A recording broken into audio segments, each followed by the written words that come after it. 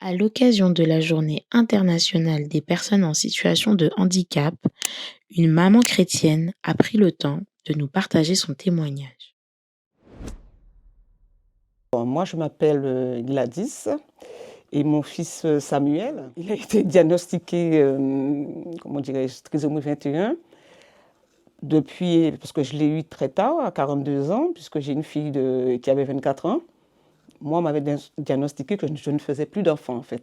Et Samuel est arrivé, c'était pas prévu, après une opération, comment dirais-je, hernie plus éventration. Donc Samuel était déjà dans mon ventre, mais je ne savais pas. En général, on vous demande deux choix. Soit vous le gardez, soit vous le... Mais moi, on ne m'a pas demandé si je le gardais. On m'a dit tout simplement, j'ai déjà pris rendez-vous. Alors j'ai rectifié, j'ai dit, monsieur, je suis désolé.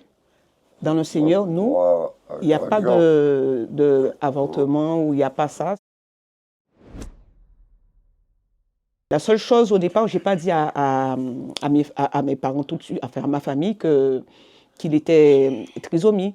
Et c'est après, le jour de la naissance, j'ai dit, bon, il va falloir que je leur en parle, parce que quand même, il faut même si qu'on accepte, mais il faut encaisser. Mais même quand je voyais un enfant trisomie dans la rue, ça me... Non, franchement, j'avais pas de problème. Et même au niveau des regards des gens, j'ai jamais eu ce problème-là, en fait, parce que moi, je me suis dit que par la foi, si le Seigneur me l'a donné, parce que je me suis dit, c'est un miracle.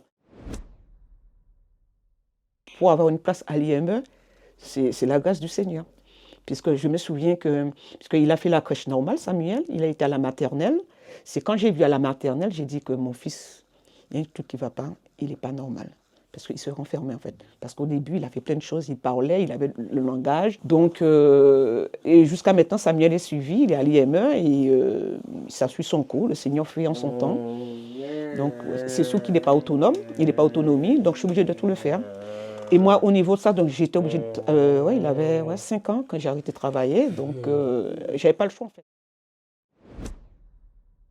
Il y a des moments, je ne dis pas que c'est facile, il y a des moments que c'est très très dur, mais le Tout-Puissant, il est là. Surtout la nuit, des fois, il faut le changer. S'il est malade, il vomit, je suis toute seule. Et quand il dort, il est agité, il a une force. Et des fois, c'est pas possible. Mais je dis, mais Seigneur, et c'est là que je dis, j'ai compris qu'en fait, le Seigneur, quand il dit qu'il est avec nous, il est avec nous en fait. Parce que moi, je le vis en fait. Je ne peux pas comment vous expliquer ça parce que je suis à deux. Samuel, il est costaud, il a de la force. Et les enfants autistes ou trisomie, ils ont leur tête. Quand ils disent non, c'est non. Et le Seigneur, je ne sais pas, mais j'arrive. Et quand je suis fatiguée, je dis Seigneur, tu prends le contrôle. Je dirais non. Simplement, un moment, je lui dis Seigneur, je sais que tu peux. Je t'ai donné ma vie. Tu sais d'où tu m'as enlevé. Je lui ai dit, si tu me l'as donné, c'est parce que tu sais que je suis capable. Parce que vu mon passé, quand j'étais dans le monde, la seule chose que je lui ai dit, Seigneur, que je puisse avoir ça, parce que si on n'a pas l'amour, on ne peut pas.